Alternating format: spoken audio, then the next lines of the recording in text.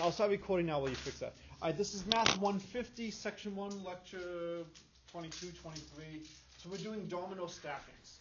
And so I was being deliberately vague in terms of what are the rules for how you stack the dominoes to get a maximum overhang. There are various things you can do. Can you have the dominoes sideways? Can you have it vertically? Can you have an alteration between some going one direction and some going another? In the standard way the problems are done, you typically have to have all the dominoes pointing in the same direction and the same orientation. So you can't have some going up and down. You can't have some going forward and back and others going another direction. I didn't want to put stuff like this on you because so often in time, when you're doing a problem, you add in additional assumptions that aren't there. And you actually miss better solutions. You don't have to put them back too neatly because there's a section 2. Section 2 has to be neat, not you guys. So the question is, what's the best way to stack the dominoes? A lot of people did very creative things. There's a great quote that sometimes you have to take one step backwards to take 2 steps forward. So a lot of people were doing, I think, patterns, somewhat like this, where you were having weight going in both directions. I saw only one person really doing the, let me just keep sliding each one in one direction as far as I can and see what's the best I can do. So if a lot of people, this is how you actually approach it. I can go like this, then see how far I can push the first one. And then I can see how far I can push the second one, and how far I can push the third. Okay. Can you measure it? I will let you, all right, I will measure Kim's very quickly. Yeah, I changed it to... Yep, so now except for those, you have a couple ones that are illegal higher up. What do you mean? Because you have to have everything pointing in the same direction. But yeah, it's mostly correct. You never said that. So I just did, you were busy. It's about 3. So the question becomes, and this is you can just write now. The question now becomes, given a set of dominoes, if you have to build like this, what's the best you can do? And you can put on different kinds of constraints. One constraint is you can only go in one direction. Another constraint is you can go backwards and forwards. Which do you think is easier to analyze? You can only go in one direction, or you can go in both directions. One direction. We really don't have much of a choice. Essentially, we just keep pushing until things fall. But as soon as we can go back and forth, it opens up incredible opportunities. So, this is going to be hard to do by myself, but I will. Good help, yeah. All right. If I start doing something like this with a hole in the middle, I can get an incredible overhang very fast without too much of an expense. And then the question is, well, what if I kept doing a pattern like this and had another one here, and built up, and then put maybe a couple of weights on it? You can really get overhangs fast. So the question is, for each n, if I have n dominoes, what's the maximum overhang I can get? We're going to analyze it first just going in one direction. I'll then refer you to the paper, which shatters what you can do in one direction by allowing yourself to go backwards and forwards. And in fact, one of the mathematicians on this paper was my first professor in college. And so it's always nice when I get to talk about something that I did not learn from him in class, but did learn from him afterwards. All right. So whenever you have problems like this, you always want to start by doing a simple case. And once you do a simple case, then you build it up.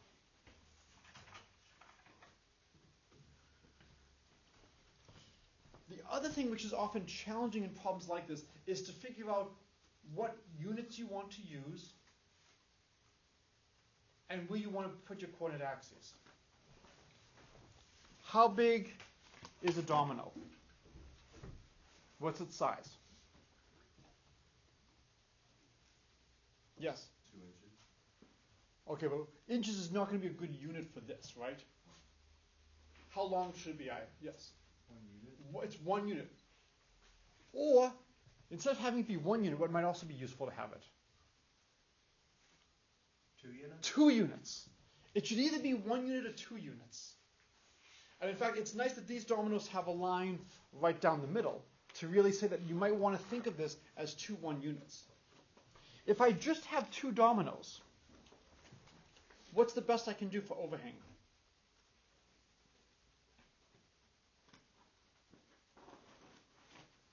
Yes? 1 unit. 1 unit. If we call the domino, how big is the domino? 2 units. So if the domino is 2 units, the best overhang I can have with 2 dominoes is 1 unit. That might be a good reason to say, let's call the domino 2 units long. And then what I might do is I might choose my chorded axes to be at the center of the first domino, the one on the bottom, and measure things based on that. So for so many problems in life, if you start with small cases and try to build your intuition, you will do really well. Does anybody have a guess as to what the overhang would be approximately if we have n dominoes? Do you expect to have something of size n, square root of n, log n, log n? Or maybe it's bounded. Maybe you can't go beyond a certain distance. That no matter how many dominoes you have, you can't push it too far. The problem is at least well defined. Given n dominoes, and I move in just one direction, I march in just one direction, how far can I go with n? That's going to be my sequence of terms. We will analyze the terms, and hopefully we will recognize what we get. So, 2 dominoes. It's really not interesting to study just one domino. Right? We need a very small amount of physics. We basically need center of mass.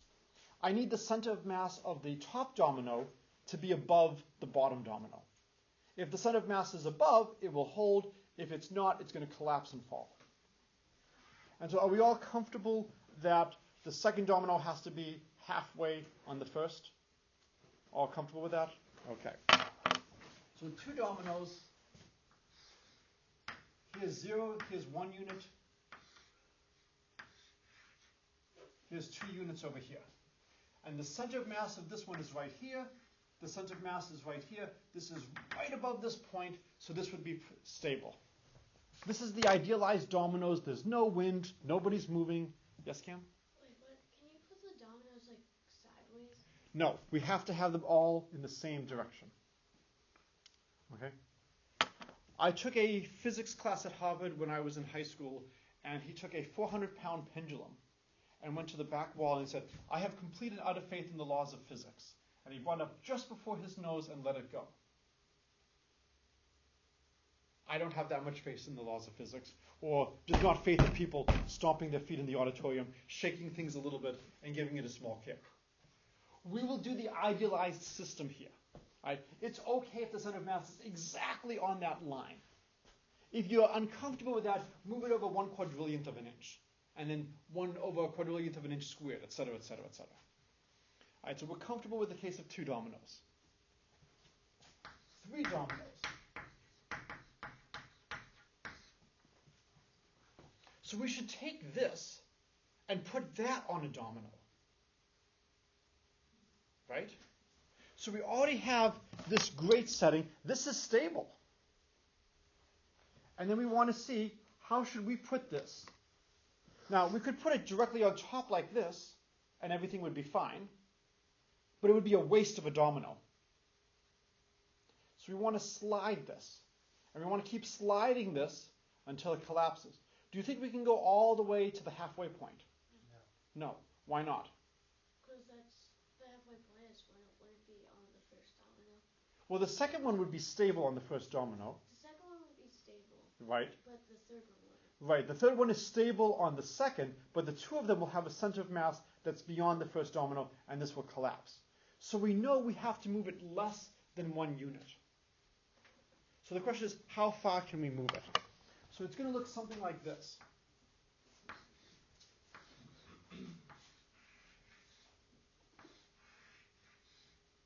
So here's 0, here's 1. So much of math is algebra. It's finding the right way to look at things. So this is stable already. The second one is holding the third one, holding the top one okay. All I care about is the center of mass of this. And the center of mass of that must be resting right here. Well, let's calculate. Where is the center of mass of this? Yes? 0.5? 0.5. It's halfway between. This one, its center of mass is 0. This one, its center of mass is at 1. So the center of mass of this is halfway in between.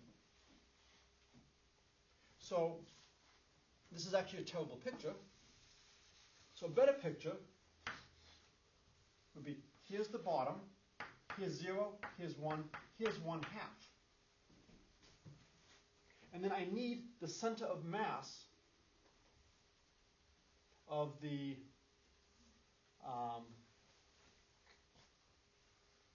of the second one to be on this. So so over here the center of mass of this is halfway. So I would want this to go, this would have to exceed by 1/2. And this would be -1/2 over here. So the second domino should be like that. And then this would be 1 1/2. And then this one goes one beyond that. So then this should be 2 2 1/2. And so then the second one would go from like this. So let's look at the overhang. What's the overhang with 2 dominoes? 1. With 3 dominoes, with 3 dominoes. So I guess this is the overhang with 2 dominoes. What's the overhang with 3 dominoes? Oh, what did you say? 1.5. I heard him first, sorry. But I heard you saying the same thing. How should I write 1 1/2? 1.5. I could write it as 1.5. How else could I write 1 1/2? Maybe 3/2 since it's the third domino. I could write it, okay, so I can write it as 1.5. I could write it as 1 1/2. I could write it as 3/2. Any other ways of writing 1 1/2?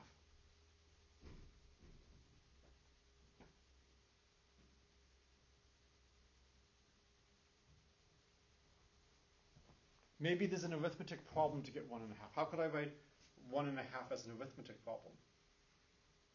How did you get 1 1/2? How did you get 1 1/2, Kim? You looked at the board, okay. Yes. 1 plus 1/2? 1 plus 1/2. So this is potentially interesting. We have 3 dominoes. We have a 3/2. What do you think the next one might be? And how could I write 1?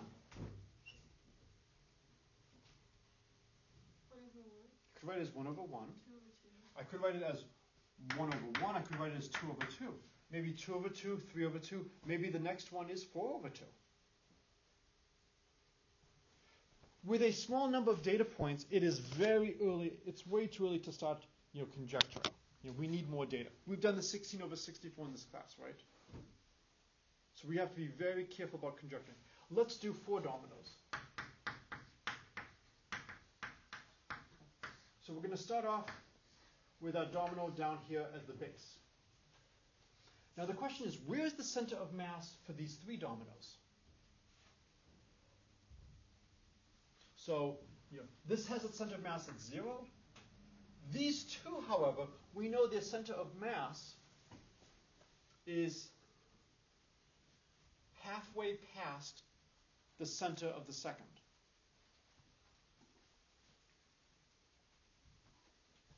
Yes? It would be halfway between 0.25 and 0.5 because the 2 dominoes are like twice.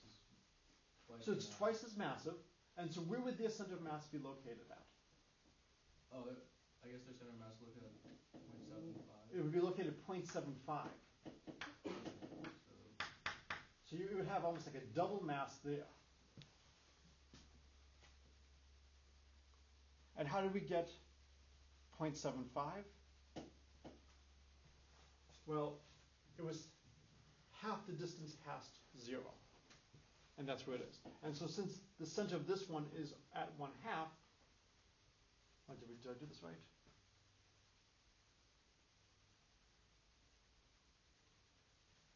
I'm just making sure we put this in the right spot.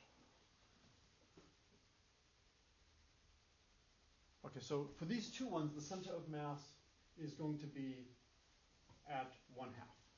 Okay. So then we need to go. So where's the center of this? Oh yeah, this one is at. It goes from -1/2 to 1.5. So is this center of mass at 1, not 3/4? That's what I'm trying to make sure right now.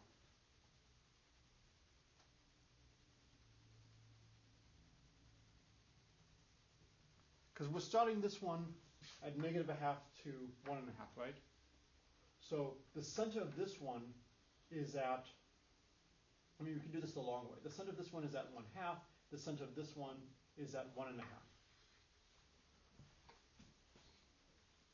So we could do 1/3 of 0 plus 1/2 plus, this would be 3/2. And then this would be 4/4 times 1/3 would be 2/3. So if we do it the long way, we get the center of mass of this whole system is at 2/3. The center, and I'll say over here, the center of mass for this one is at 1/2. For those two, the center of mass for these is at 2/3. Okay. Yes. Would the center mass of these? Oh, okay, yeah. Because like the center mass of those two up top from the 3 is 1. So like, and because that's like twice as massive. Exactly. Okay. So if we look at this one, the center of mass of this one is at 1/2. So we have it at 1/2 here is the center. Then we have to move over 1/2 of that. So it would be, this one is, it's going to be 2 masses at a location of 1 plus 1 mass at a location of 0. And then we divide by 3. And we get 2/3 that way as well. So we can get the answer multiple ways, which is good. So in both ways, we calculate that the center of mass of the system is at 2/3. Okay, so that tells us how far we can go over, right? So we have to have the center of mass of this, which is at 2/3.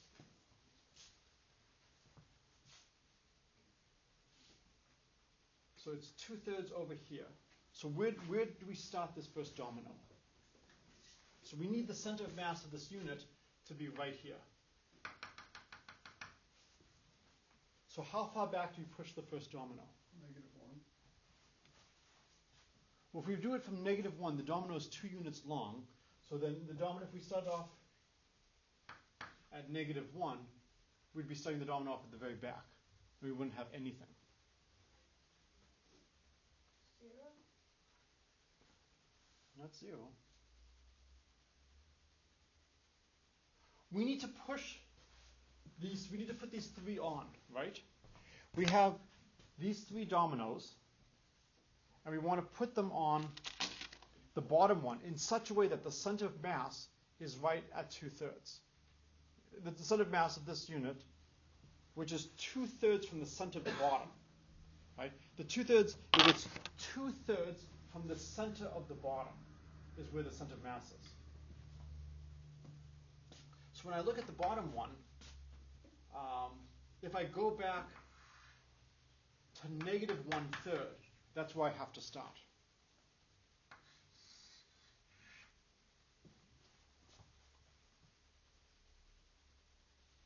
Because now, see, is -1/3 where I want to go? Or do I want to go -2/3?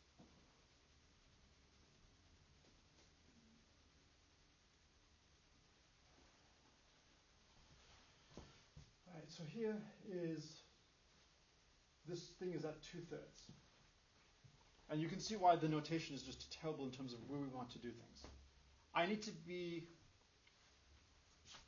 wherever the center is from here, if I go 2/3 from that, I have to hit 1.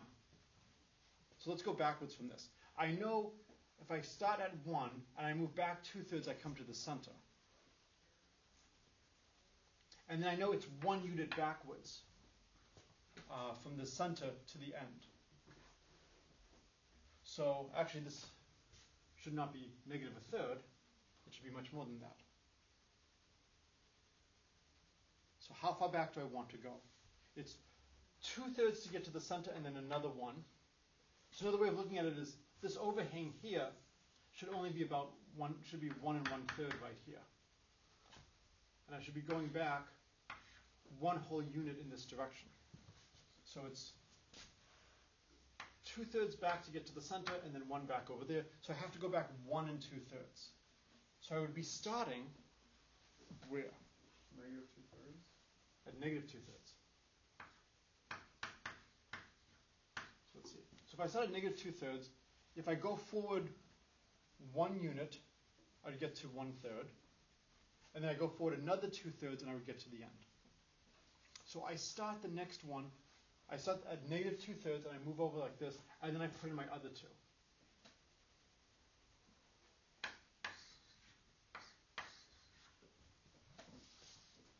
How much of an overhang did we have here from before? 1.5. 1.5. Right? I'm going to choose to write it as 1 plus a half because what's the overhang here? 1/3. 1/3. So now the overhang is 1 plus a half plus a third, and the center of mass is at 2/3.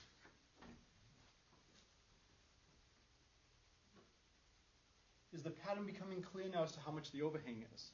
So what do you think the overhang would be if you had 4? Raise your hand. All right, Cam? Now, I'm going to always call on him if he raises his hand. What would be the overhang? I'm sorry, if I had 5, this is the overhang with 4. 1 plus 1.5 plus 1/3 plus 1/4. 1/4. Okay. What series is this called? Yes. The harmonic It's the series. harmonic series. This is a yes. So what that means is you can get an infinitely long string. You can get infinitely far with the dominoes. You can get any height. But it is. Oh, Kim's just have to watch my language. Yes. But even if you're going infinitely far, wouldn't you get a point where like you're moving at such a small distance that it wouldn't even make a difference? Yeah. But the harmonic series diverges. So with n dominoes, or with n plus 1 dominoes, you get 1 plus a half plus a third plus a fourth plus a fifth, all the way up to plus 1 over n. Have you seen the harmonic series? Okay. So have you seen the harmonic series diverges? Okay. So we would know that we can get an arbitrarily large overhang. So we now have some conjectures that we can try to prove. So conjectures. With n dominoes, well, let's do n plus 1 dominoes. The overhang is 1 plus 1/2 plus 1/3 plus 1/4 plus 1 over n. So in some sense, you might even want to call that maybe the 0th domino, or just say, you're building on that, because really you have no freedom on how you place the first domino. And in the center of mass, what do you think the center of mass is? Let's calculate what the center of mass is with 4 dominoes. Okay, so what's the center of mass? We know the center of mass of these 3. Those 3, it's 2/3, right? And we know that we've placed this. So this is where it's so annoying in terms of just keeping track. So the center of mass. This whole thing is 2/3 the distance from the center of the bottom. The bottom one's center is at 1/3, right? So if it's 2/3 from that, it's 1. And how many masses do we have for these 3? We have 3 masses. And then we have 1 mass, which is at 0. And what do we have to divide this by to get the center of mass? 4. So we get that the center of mass is 3/4. All right. So for our center of masses, let's look at what we see. We started off with 1/2 for just 2. Then we had 2/3. Then we had 3/4. What do you think the center of mass would be if we had 5 dominoes? 4/5. 4/5. And next? Yes? 5/6. So, yes, question? Not a question. Okay. I'm making a conjecture. Okay, what's the conjecture? I'm guessing that the center of mass is going to eventually converge to 1. So it looks like the center of mass is converging to 1. So this was the question I was about to ask. Are you surprised that the center of mass does not get above 1? Okay, why are you not surprised? Well, because then it wouldn't make sense. Then we'd have it tipping over. It would tip over. The center of mass can't be larger than 1. So whenever you're doing math, you always want to ask, is this answer reasonable? Fortunately, the answer is reasonable. Does it make sense that the more dominoes you have, the further to the left the center of mass is? Yeah, we're trying to move in the direction of left. So this is all very good. Okay, so now what we could do is we could actually just prove these conjectures formally. How many of you have seen proofs by induction? How many of you have not seen proofs by induction? Okay, so I'm going to prove, we'll prove, I don't know if we'll prove this by induction, but I'll show you how to do proofs by induction. It's a good technique to know. If you want, I will prove everybody has the same name. I need at least one person to volunteer for this, and they have to have a government-approved identification on them. All right.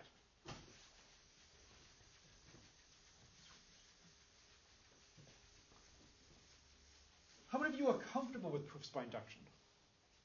Okay. Not as many hands. It's a good technique to learn, and again, part of what I'm trying to do is prepare you for the classes that come next. So induction. We'll do some fun ones. You have a statement Pn, and assume the following. Assume you know that statement P0 is true, and for all n, if Pn is true, then Pn plus 1 is true. Then Pn is always true. And the way to look at this is it's almost like walking up a ladder. We know P0 is true. Now we take n equals 0 here, and we get P0 implies P1. So since we know P0 is true, and we know P0 implies P1, what can we conclude? P1 is true. So now we know P1 is true. Now we take n equals 1, and we get P1 implies P2. So now what can we conclude? P2 is true. P2 is true. And it just repeats. So sometimes they talk about it as, walking up a staircase. Here's P1, here's P2, and so on and so on. Sometimes instead of starting at 0, we might start at 1. Doesn't really make much of a difference. All right, so this is induction. So let me give you an example of how you can use induction. I'll do something we've already done before. So here's the claim. 0 plus 1 plus n is n plus 1 over 2. Have we done this sum using Gauss's trick, writing the numbers backwards and adding? All right, here's the proof by induction. So we'll call this statement Pn. So you say base case is P0 true. So is 0 equal to 0 times 1 over 2? Yes? I thought proofs by induction were only for the natural numbers. Can you use 0 as the... Yeah. Okay. Because it's just where you start counting. Okay. And then there's debate as to whether or not you should start counting at 0 or not. Cam learned at an early age when I told him you can do something 3 more times to start counting at 0. Because he knew as a mathematician, I would just be very proud. So he's known that for quite a while. You can start at 0. You could also start at 5. And maybe the result doesn't hold for the first few values of n, and it only holds from that point onward. So when you prove it, if you don't start at 0, if you start at 5, then you would know for all n greater than or equal to 5, the following is true. So we know P0 is true. So now, inductive step. So we assume Pn is true. Now we want to study Pn plus 1. So we'll study 0 plus 1 plus n plus 1. But by assumption, we're assuming Pn is true. We're assuming all the way up to n is n plus 1 over 2. So by the inductive step, we can substitute for this as n plus 1 over 2, and then add to that n plus 1. So by the inductive step, this is true. How do I add two fractions? What do I need to do? Common denominator. So I'll put a 2 over here, a 2 over here. And so I'll get an n plus 1 over 2, and then I have an n plus 2.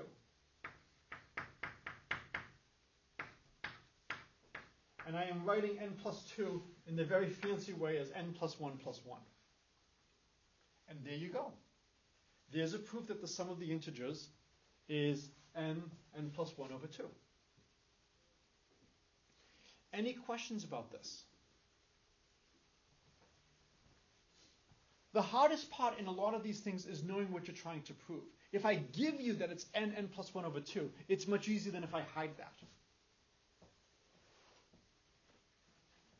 So for instance, this is the advantage of being at the blackboard. Let's look at the sum of the squares. So I think it's n plus 1, I think 2n minus 1 over 6. So we can check this. If I take n equals 1, I'll get 1. And I'll get 1 times 2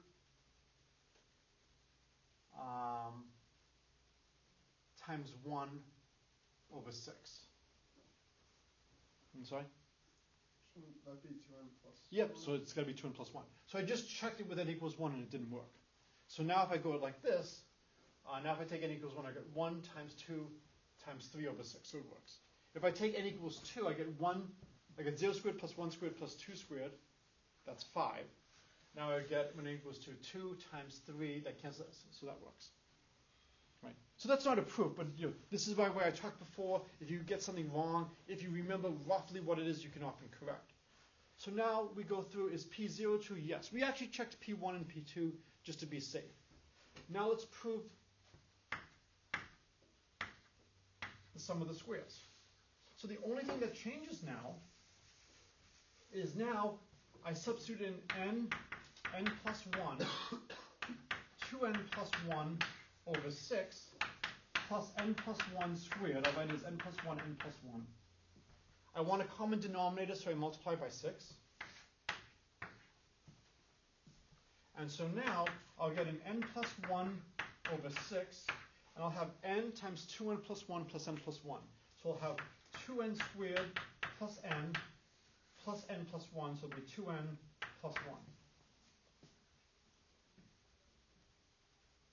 How do you factor 2n squared plus 2n plus 1? It'll be n plus 1 over 6, and then I'll have n plus 2. Let me see. Did I make a mistake? 2n plus n. Okay.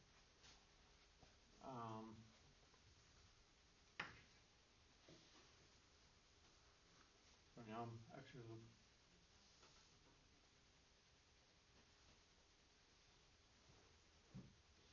When n equals 1,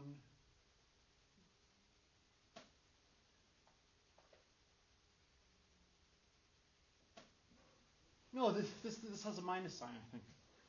When n equals 1, we get 1 times 2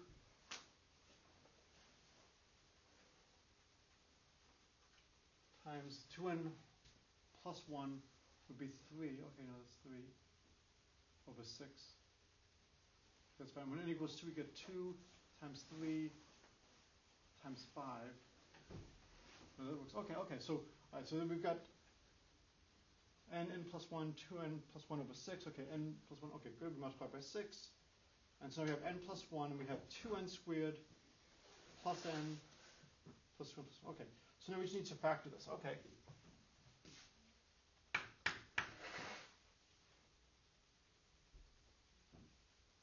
So there's an algebra mistake going on here right now. So if anybody sees the algebra mistake, that'd be very nice to see right now.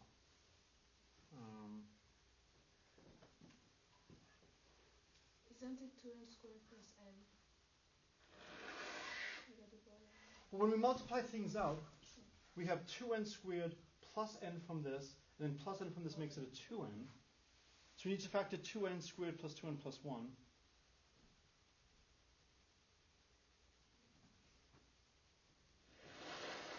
So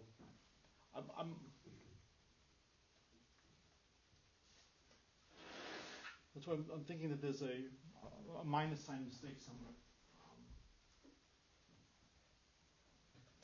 Let me quickly check.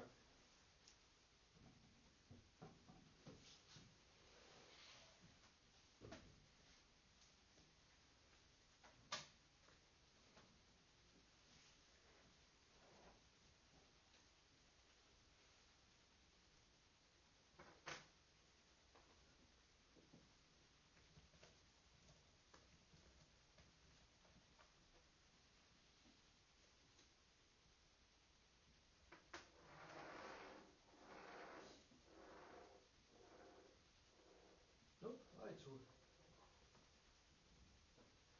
Oh! We're forgetting the 6 up top, guys. Right? We multiplied by 6. So this should be n plus 1, and then this should be plus 6n plus 6. That was the problem.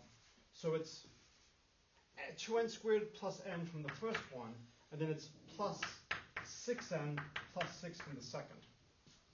And so when you do it correctly, then you get n plus 1 over 6, and now we have 2n squared plus 7n plus 6.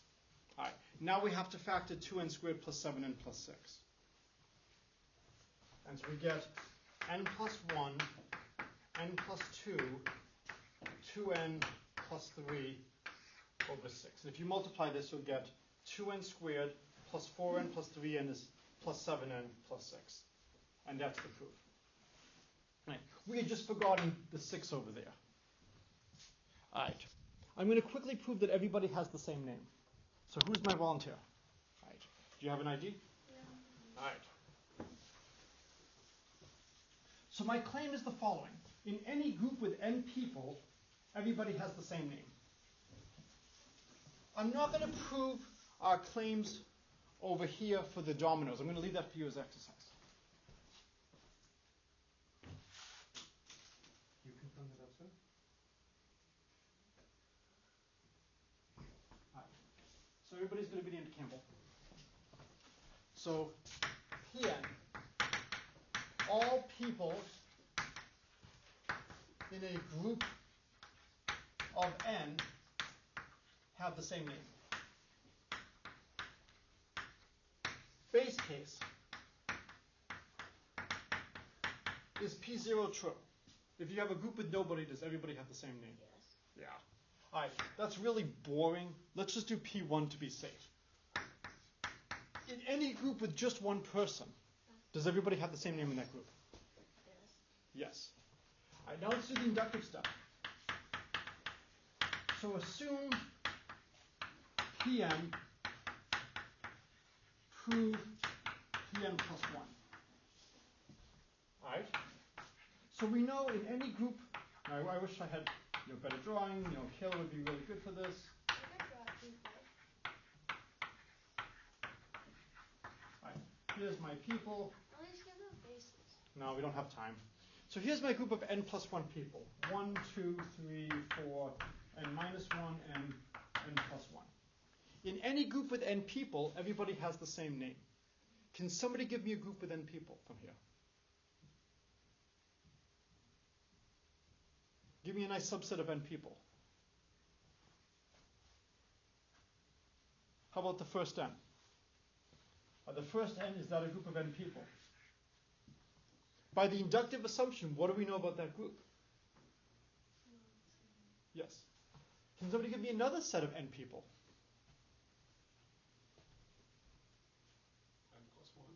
N plus 1, that's just one person. So what's my second group of n people? N plus 1 and n minus 1. That's only 2 people. I need n people. You go from the second person. Go from the second. Everybody in the first group has the same name by induction, by the assumption. Everybody in the second group has the same name by assumption. There's a common person in both groups. Both groups have person 2. Therefore, every name in the first group is the same as person 2. Every name in the second group is the same as person 2. Everybody has the same name. What went wrong?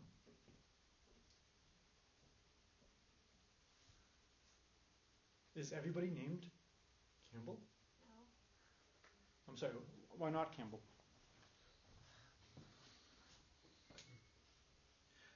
What went wrong is there was a jump. If I drew this with a large value event, if n equaled 1, here are my two groups. Here's 1, and here's 2, which is n plus 1. And the two groups are disjoint. So P2 is not true. And that's the difficulty. But if you think about it, if in any group of 2 people everybody had the same name, then yes, in a group of n people everybody would have the same name. So we saw a lot today. We saw how to get some conjectures by building up data. We reached the point where we now have a suggestion as to what the answer should be, which we can now try to do by induction. So it's a really good extra credit problem. Prove that the overhang is what I claim, and prove that the center of mass is what I claim. Which would you want to prove first, the overhang or the center of mass? Oh, the center of mass? Yeah, I mean, I think they're going to actually be feeding off of each other, right? You get the center of mass, it helps you get the next overhang, which helps you get the center of mass. So these are good things to think about. All right. Have a good day.